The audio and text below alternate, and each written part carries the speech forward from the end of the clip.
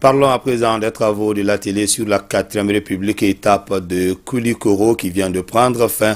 Au dire de nos correspondants sur place, l'atelier a mobilisé toutes les couches socio-professionnelles de la 2e région. Boubacar Sissoko. Ces 2 jours d'atelier ont été une véritable immersion pour les participants qui ont été informés des enjeux de la 4e République. Chacun a su son rôle et ses responsabilités en ce qui concerne la nouvelle constitution en vigueur depuis le 22 juillet 2023. Les experts de la question n'ont laissé aucun détail pour convaincre les interlocuteurs du jour. Moi, j'ai fait des interventions sur des questions de corruption, mais aussi sur des questions de la défense civile et militaire. On a présenté en fait l'architecture en termes de défense, le rôle de la défense nationale, le comité national de défense, le rôle des citoyens pour la défense, parce que comme on dit, on ne peut pas raser la tête de quelqu'un en son absence. Les autorités ont défini la stratégie, l'État a le monopole légitime de la violence, assure la sécurité à la fois des territoires, des populations et des biens.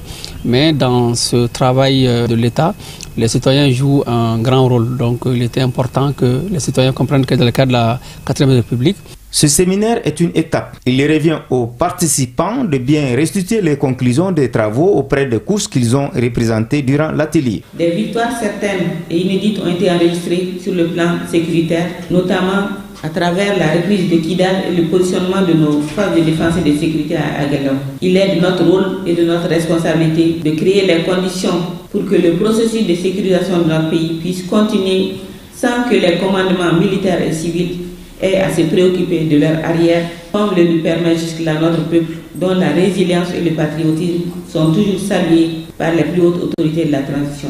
La ministre déléguée en charge des réformes a invité les participants à s'inscrire dans la dynamique des réformes enclenchées par les autorités de la transition. Selon elle, le contexte actuel du Mali impose à chaque Malien le don de soi pour la paix et la stabilité du pays.